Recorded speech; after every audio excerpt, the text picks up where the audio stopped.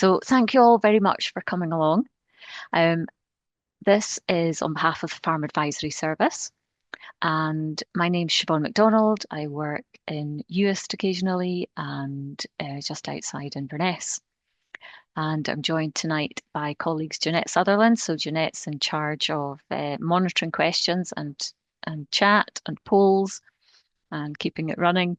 And our speaker this evening is Andrew Coalter. So Andrew used to be an accountant for his sins and then joined SAC as an agricultural consultant. So he has the best of both worlds and has been learning about sheep stock clubs and their peculiarities. So, so this evening we've got a presentation. We'll go through all the different aspects of tax and VAT concerning sheep stock clubs. Please do ask your questions. And if you want it to remain anonymous as a question, then maybe put it in the Q&A and then only Jeanette will see it and she can ask it, rather than the chat, which everybody can see. So I'd like to hand over to Andrew, who's in our Perth office, and we'll hopefully explain everything you need to know. So, good evening, everyone. Thanks for joining this evening. My name is Andrew Coalter. So, I am a agricultural consultant for SEC Consulting out of our Perth office. As Siobhan's already said, I also have a background as a chartered accountant.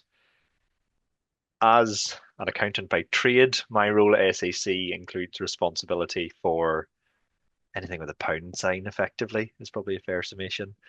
So we have a bookkeeping service that I look after, but I also help develop the business work of consultancy within SAC and help develop some of the financial tools that consultants use as well.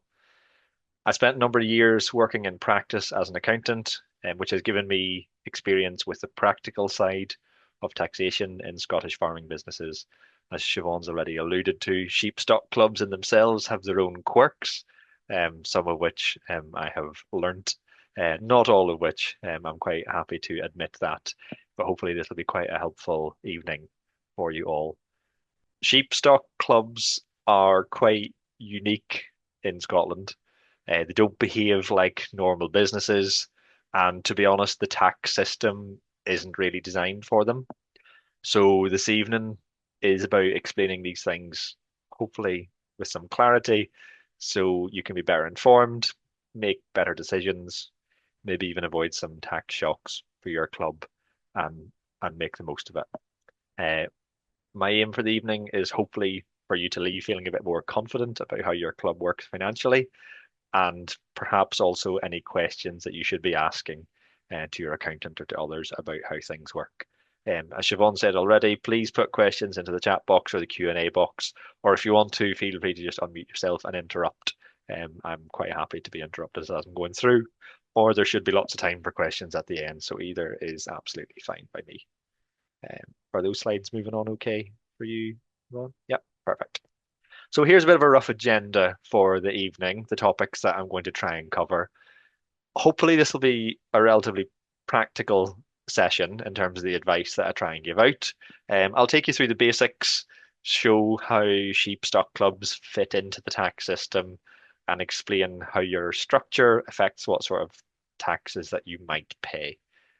We'll also try and look at some real problems that sheep stock clubs might have, things like managing cash flow, dealing with inactive members, and how VAT can work either for or against you. Finally, I'll try and wrap up with some key questions that clubs should be asking their accountants if it is some things that you don't already know.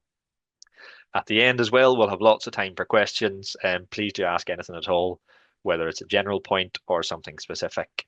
If it's not something I can answer this evening, I'll endeavour to get back to you as soon as I can with a question as well. So feel free to ask away and we'll see what we can do to help. So taking the basics of the tax system for sheep stock clubs, clubs operate differently to ordinary UK businesses. In a normal company or a normal business, The company itself is quite often the taxpayer. It earns a profit, it pays a tax, and then would pay dividends to the shareholders. Or in the case of a sole trader, a partnership, that profit belongs directly to the owners of it. Um, but a sheep stock club isn't really typical in that sense. The club itself isn't usually the taxpayer, the members are. That's because most sheep stock clubs operate under what's known as the sort of mutual principle. They exist to benefit their members, not any outside shareholders. Now, we need to add to that a number of realities that members may contribute very differently towards the club.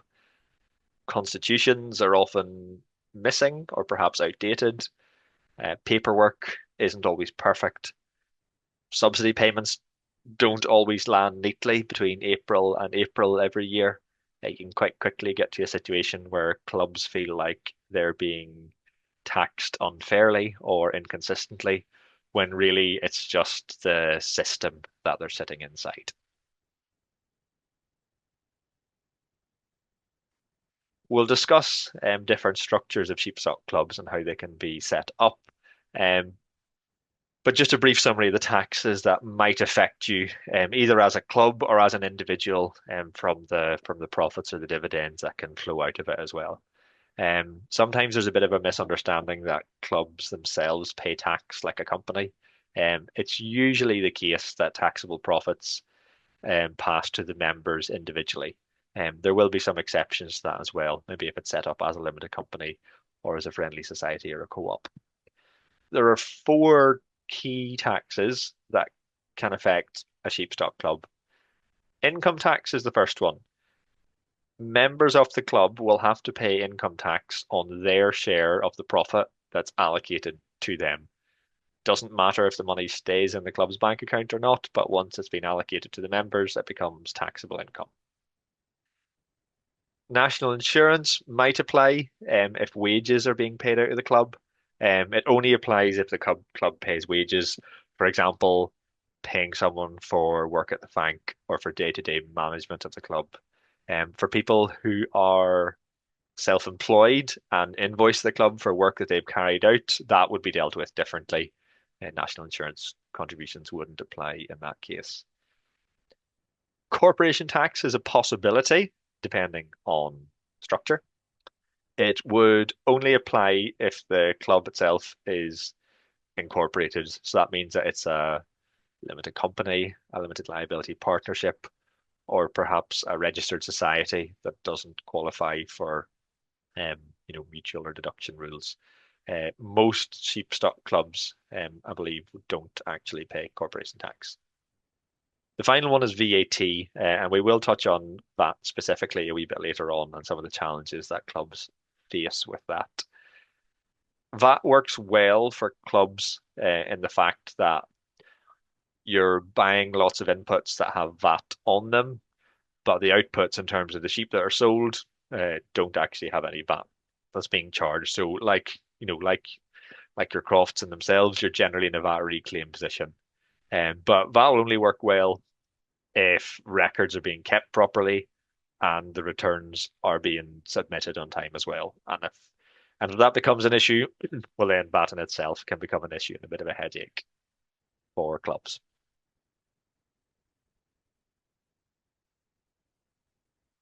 Most sheep stock clubs don't pay tax in the same way as a standard business. They operate on what's called that mutual principle, which simply means that the club exists for the benefit of its members, not to make a profit in its own right. Quite often we find that the stock clubs are making, very small or no profits at times. But any profit that is made is being allocated. So when we get the accounts of the Sheep Stock Club prepared, we are really doing two things. I suppose firstly, we're trying to calculate what the overall surplus for the year is. And secondly, we're then trying to work out what each member's share of that surplus is based on club rules or on the members' shareholdings within the club. Now, there are some differences depending on what legal structure your sheepstock club has. And clubs across, I suppose, across the Highlands and Islands vary quite a bit. Uh, I believe that most clubs are unincorporated associations, and in those cases, the tax rules are pretty simple. The club works out the profit, allocates it to its members, and the members then pay tax individually. If the club is a registered society or a cooperative, it often still works broadly the same way in practice because surplus is being paid out to members. Um, and that is something that's deductible for corporation tax. So that means that the members still end up being the taxpayers on their share in most cases. We do have the odd rare case of a limited company or perhaps even a limited liability partnership. In that case, the club itself would pay corporation tax first, and then the members might be taxed again when they receive their dividends or their payments out of the club. But for the majority of clubs, and for, I would guess, quite a lot of people in the room, the principle is basically that the club will calculate the figures, but the tax follows the members, not the bank account that the money comes into. So that could be why you will yourself get a tax bill, even though you haven't necessarily taken money out of the club. The tax system treats the surplus as yours personally once it's been allocated, regardless of where that money sits in reality. There's a variety of different business structures that could apply to sheepstock clubs. Your structure decides a lot of things for you. It decides how tax works. It decides who owns the assets that sit within the club and actually who carries the risk of the club as well in case things go wrong. It's quite possibly the case that a lot of clubs don't actually know what structure they are, especially if the constitution was misplaced or perhaps hasn't been updated for a long time and you don't know where it is. Um, Not all clubs are legally the same, and your structure itself will have an influence on the taxes that you have to pay. I believe the most common structure is an unincorporated association. It's pretty simple business structure. It's quite flexible, but members themselves are open to unlimited liability in case things go wrong, which in reality isn't often the case. Um, some clubs might operate as partnerships where each member is formally a partner. That's not one I've come across very much, but again, it's quite a flexible business style. Um, a few clubs will have incorporated as limited companies or LLPs. There are some benefits to that in terms of limited liability, but generally speaking, it just involves more administration, and there's a certain element of public reporting and making documents available publicly that takes place in that scenario. Um, and some clubs, particularly, some of the older ones or some of the clubs that were set up sort of post-war, are registered societies or cooperatives, which have their own tax rules and need to follow Financial Conduct Authority requirements, FCA requirements themselves. Even sometimes where clubs think they're just a group of shareholders, there's always a structure in place, even if the paperwork's been lost and you don't necessarily know what that structure is. In terms of the different structures that we have, there's no best structure, and there's no one size fits all by any case at all. Um, Only the structure that any of these. It depends what fits the club's size, what fits the member's risk, and the ability to maintain paperwork as well. Can factor into that. For most clubs here this evening, we all pretty well established. It's unlikely that your structure is going to change. But for most clubs, the unincorporated model or the cooperative model works just fine, provided that the constitution is clear and that members understand it. Now, for any clubs that are registered as cooperatives or friendly societies, they're also regulated by the Financial Conduct Authority. As part of that, there's also a requirement for the accounts to be audited by default. That means yeah, by default, the clubs must have their accounts audited every year unless the members vote to opt out of that. That in itself adds a layer of admin and cost, but can sometimes be helpful. Just for a bit of clarity around that point, because audits quite often get confused as to what their purpose is. An audit is an independent check that's carried out by a qualified accountant or a qualified auditor. It's designed to give reasonable assurance that the club's accounts are free from major errors and that the accounts give a true and fair view of the club's finances. And it's important to be quite clear there. An audit is not a 100% check of everything that has gone through the club accounts. It doesn't verify every receipt, every purchase, every sale, or every bank movement. What it's there to do, what it's designed to do, is give the users of the accounts, the club members, reasonable assurance is the term, meaning that the auditor will check enough of the records and test enough of the system to be able to say, these accounts look reliable. There's no sign of any major errors or problem. In reality, it's more about confidence rather than perfection. So that's just helpful to be aware of.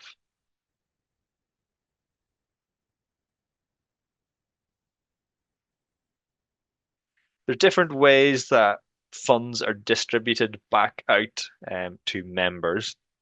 Um, there's two key ways that we usually think about, and that's dividends and wages. Different mechanisms can be used for different reasons. I've started there with wages. It is absolutely legitimate for clubs to pay wages for work that has been carried out. The key thing to do is make sure that it's documented properly and that you understand any VAT or payroll implications that might follow on from that. Um, Using wages for work that's carried out, such as bank work, any guest shepherding, management of the club itself, it'd be quite reasonable to pay wages to compensate for that management time and reporting time. If that is being used, well, then from a tax perspective, that the wages fall to the individual, and the individual would have to pay income tax. There's potentially national insurance contributions to think about on both sides. Dividends, which get used quite a lot, obviously. Um, Dividends should really be seen as providing a return to members for their investment, for their shareholding, a return for that ownership. If that's the case, that then gets taxed on the individual as well. In reality, what we see for most clubs is a hybrid of the two is being used. Um, there is a final option here, which almost falls under the wages bracket, but I thought it'd be helpful to list out separately, and that is for people who are self-employed. If the club hires in self-employed people to do specific work, that's absolutely legitimate expenditure. That would just be paid as a normal invoice, and any tax that would be on the responsibility would be on the individual who's carried out the work, the self-employed individual, to sort out their own tax affairs.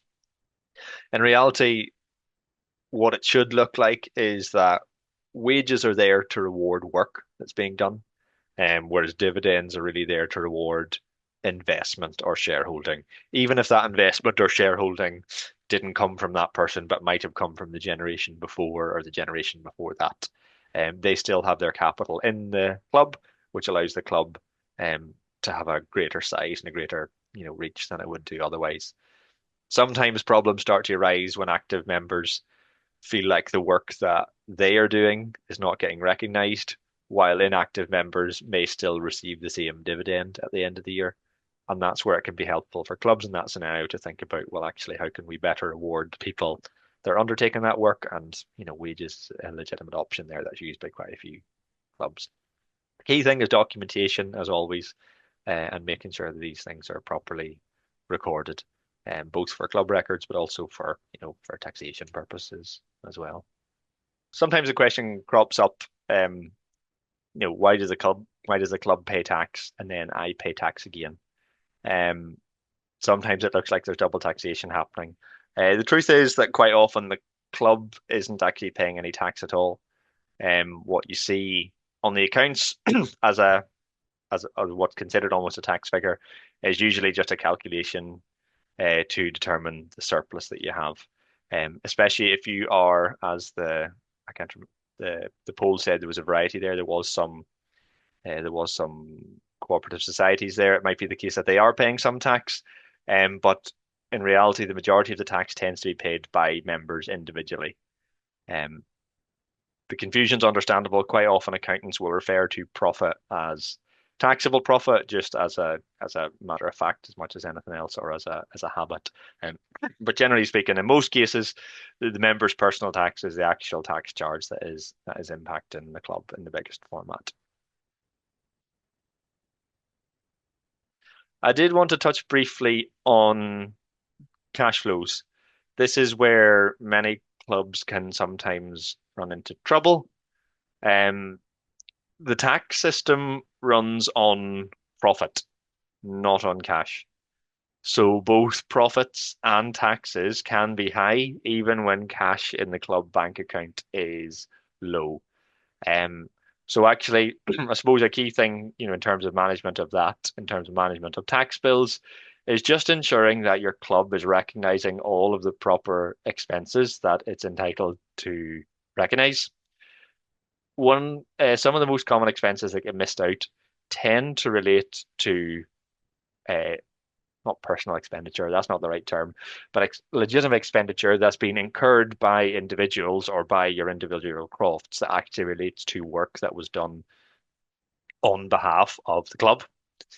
If you buy fuel for the quad bikes that are being used, if you buy, dog food, warmers, fencing materials, shed repairs, things like that, and don't submit those receipts, the club ends up with higher profit levels than it actually should, and that means that everyone ends up overpaying tax as that gets distributed out. There's a number of things in the slide there that refer to items get that are commonly forgot about when it comes to claiming. Small things add up. If you've got, five members that each forget £200 of costs in a year, that's £1,000 is potentially added on to the profits, which increases everyone's tax bills. Um, I think a simple solution, quite often, sometimes simple fixes are the best ones. It could even be getting members to take a photo of any relevant receipts and just WhatsApping it to, the club treasurer as soon as they buy something, things like that. It's just trying to keep on top of it. Organization is the key thing for managing cash flow, to managing expenses, and keeping an eye on where tax bills are potentially going to be. To think about VAT registration, the majority of clubs will be VAT registered. It's not a question that we have here at the moment. I don't know if people want to do a bit of a show of hands. Do people know if their stock club is VAT registered? Okay. So it turns out, yes, the majority of clubs are VAT registered. So everyone seems to know the VAT status of their club. The most people here in the representation are VAT registered. There's a couple that aren't, which is absolutely fine. Um, Agriculture has got a really strange relationship with VAT. Um, it's completely different to most other industries. You are what's the technical definition? You can only reclaim the VAT if it's directly linked to the production of a taxable supply. So in the case of, agriculture, we're producing, livestock. So think about the sheep. The sheep are a taxable supply. However, we don't actually charge VAT on sales. We don't actually, when we sell, there's no VAT included in that. There's 0% VAT. But the key thing is there is 0% VAT applied. So there is actually VAT on sheep sales. It's just charged at 0%. So that means that we're able to reclaim the VAT on all of our associated purchases that were required in the rearing of those sheep. So that covers basically anything in your agricultural business within reason. So it covers, vet costs, feed bills, property repairs, running the business, accountancy fees, whatever it is. That means for agricultural businesses, because when we sell goods, we charge VAT at 0%, but when we're buying goods, most of it's at 20%. we are in a VAT reclaim position, and that puts agriculture in a pretty unique position. Um, yeah, it means that in most scenarios, VAT registration is helpful because it allows you to reclaim those VAT costs on feed, vet, equipment, medicines, all those sorts of things. But that only works well when records are tidy, I think would be the best way to summarize that. VAT demands record keeping consistency. If you are VAT registered, generally we find that businesses will submit quarterly VAT returns. That means that once every 3 months, those records need to be brought bang up to date and a VAT return submitted.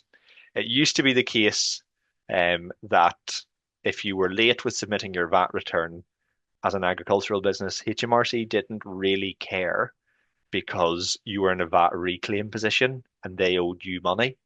Whereas if it was the other way around and you owed them money, penalties would apply. That has now changed, and VAT now works on a penalty point system. So if you have a late return, even if money is owed back to you, you get a penalty point. Points do not mean prizes.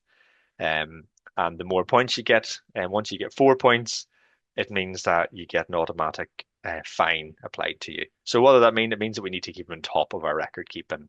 And that's sometimes where clubs can fall down. This isn't specific to sheep stock clubs, but any sort of cooperative clubs or groups where you're relying on other people, that can be where things tend to fall down. VAT is not the enemy. Sometimes it can be viewed that way as a compliance and as a chore. VAT is not the enemy, disorganization is. VAT tends to help rather than hinder in the main, I think would be a fair summation. A point to consider just on the screen, how many people associated with your club complete the VAT returns? Is it just one person? Um, that's generally the case, is what I would find. Um, I don't know how practical it is as a suggestion, but something that is probably helpful in the longer term. If only one person knows how to do the VAT, the club is actually at a bit of a risk if that person becomes ill or has to step down from doing those duties. If it's at all possible, training a second member is one of the best resilience step that a club can make when they're trying to keep on top of their tax affairs. Yeah, whether that's for succession purposes or whether that's for illness cover or whatever it may be. And that's a practical point that might be worth considering, depending on the staffing potential within your club. Yeah, when VAT works well, when you're managing to reclaim VAT on expenditure and you're in a total reclaim position, obviously that's good for the bank balance. It reduces the amount of expenditure that you have, but it also works well when records are being kept. VAT causes problems when receipts go missing, when returns are not being submitted in time. Yeah, when there's expenditure that's not getting properly recorded. The fix is generally quite simple and it doesn't need to be software, it's just consistency. And that's not a burden when discipline is good, but it does become a bit painful without having systems in place to do that. Yeah, I do have a note here that from January 23, we did change to a penalty point system. So if you have a number of late returns, you end up with a fixed penalty of £200, regardless of whether you're in a reclaim position or not. So that's something to be aware of. It's caught some people out. What we find is that there are lots of individuals in their own crofts, and there are probably a number of clubs as well that are still very paper-based. And paper-based in itself isn't a problem, having paper receipts, but we find people still doing VAT returns manually on Shall, paper, and then shall we launch a poll and see what the audience are doing with here their? absolutely. Here's me jumping ahead. Fantastic. That'd be great, Jeanette. Let's do that and find out what's actually going on in the room. Perfect. That's great. Um, so some people use an accountant more, the majority are not using an accountant. That's not necessarily a problem within itself, as long as you're, happy that that process is being followed effectively. Do you use software to help keep financial records? Um, 75% of people have said yes, 25% of people have said no. And we do still find, and this isn't unique to clubs, but again, instigating any sort of change in a club environment is always harder. We do find people still using what's called bridging software, where you do your VAT returns effectively the old way on paper and then use a piece of bridging software to get somebody to submit that VAT return digitally for you. There's a number of Andrew, change. we've got a quick question that relates to that poll question. When Yep. you're talking about software, are you meaning Excel spreadsheets, or is there a slightly different definition? Yes, so apologies. That's a very good question. So when I'm talking about using digital accounting software, I'm talking about using a package like Xero or Sage or QuickBooks or FarmPlan, one of these sorts of programs. Most of them are now web-based, just all internet-based. I understand that causes practical issues for some people. There are a number of them which actually have bits of software that's installed on your computer, so you don't always need to be connected to the internet. Um, People using Excel spreadsheets, Excel in itself is a piece of software, but that would not be a digital accounting software that's directly linked to HMRC. So people using Excel spreadsheets will be availing of something called so bridging software that bridges the link between your Excel spreadsheet, which is not internet based, to HMRC and transferring that data between the two. So no, when I'm talking about digital accounting software, I'm talking about the packages like Free Agent, QuickBooks, Sage, FarmPlan, Xero, whatever it may be that you use. There are a number of benefits of using these digital um, accounting software packages. There's lots of good accounting software choices on offer, a lot of which offer the same functionality, but perhaps in slightly differing formats. They all come in at different price points as well. So depending on the scale of the operation that's being run, that might help dictate, what level of software you would consider. The important piece to pick up on here is what are some of the common benefits are of using these digital accounting software packages. Um, they can speed up your processes quite significantly. Most of these packages, or perhaps all of these packages now, will link up to your club bank account or to your Croft bank account if you want to use one yourself by taking that information directly. And they have the ability to automatically reconcile sort of standard recurring items. They definitely make the bookkeeping process uh, quicker, easier, and probably less reliant on paper records. Um, for most businesses, I find that it makes the VAT return process quite a bit easier, which in reality is most people's touch point with their accounting information is that VAT return that you fill out every quarter. Another, I suppose, quite key benefit is that using a sort of digital accountancy software package gives you access to good information about how your business is performing or how the club is performing. Um, Rather than needing to wait until the end of the year to create a set of accounts or to speak to the accountant to help you with that process to get a detailed breakdown of how performance is going. The accounting software packages themselves can run reports based on any point and give you a lot of the information that you need, which in turn provides a bit of better oversight of financial performance. The people who have a tendency towards being organized and generally put a bit more time into their financial record keeping tend to succeed to a greater extent in a business setting. That's just an empirical thing that we can't get away from. So having things organized and giving yourself a better oversight of that financial information is very much a helpful thing. It's just a good way of keeping on top of these matters, as information is generally quite easily presented, and providing you put in the time to use the systems appropriately. There are changes coming down the line in terms of VAT as well. It mightn't seem that far away at the moment, but it was announced in the autumn budget last week that from, oh, you might need to caveat me on the date, but that I think it's from 2029,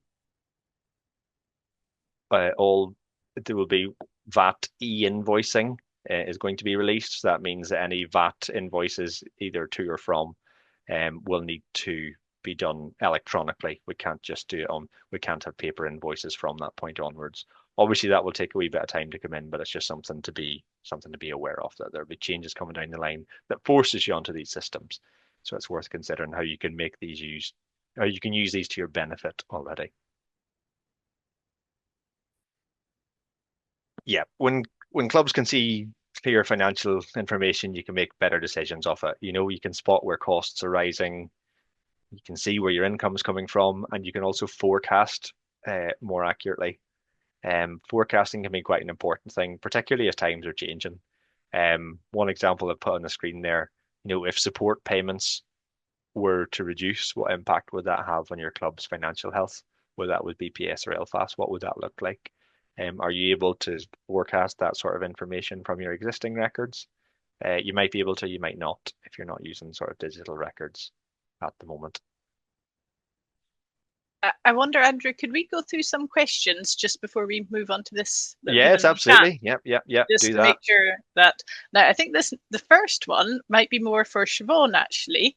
Siobhan, did you get a figure from the Crofting Commission on how many sheepstock clubs there still are in Scotland? No, but they didn't have an exact list.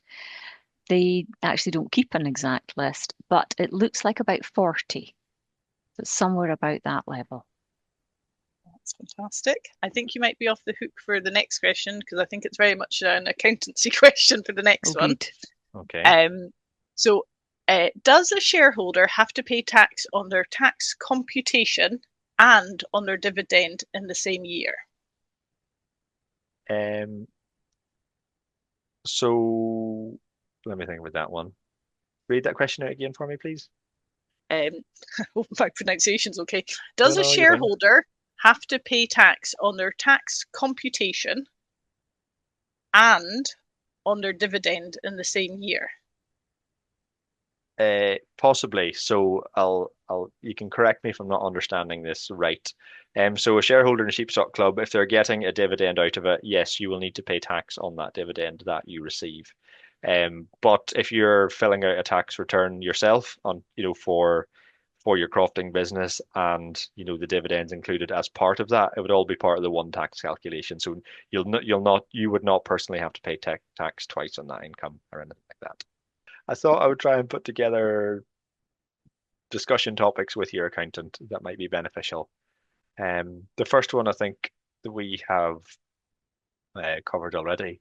You know, what exactly is our legal structure? Um, you know, many sheepstock clubs don't actually know. A constitution that was written in 19 something might not actually reflect how the club functions today either. There's something to consider. But actually, what's the point there? Your structure affects everything, you know. So it affects who owns a stock. It affects who's liable if something goes wrong, how your profit is taxed, and whether you're required to get an audit, as a point from earlier on. Yeah, if your structure isn't documented properly, ultimately whoever creates the accounts is actually working a wee bit blind because it dictates how those accounts should be made. How is profit allocated and documented? Would wages help us treat active and inactive members more fairly? Would probably be quite a helpful question if that's not something you're doing already. And if that is the case, how do we run that correctly to make sure that we're covering off, you know, income tax through PAYE or national insurance or VAT, all these sorts of things. It is entirely legitimate to use wages for your club. It just needs to be done properly. Yeah, how do we plan our cash flow to reduce any tax strain and just what records we need? These are all practical questions if you don't know the answer to them. But I appreciate that not everyone is using an accountant in their specific format. Quite happy to take any other questions at this stage or go over anything that I've talked about already. My contact details are on the screen and I'm sure they'll be shared around if you would find them at all helpful. Feel free to ask questions now, or if you'd rather not, feel free to contact any of us individually afterwards.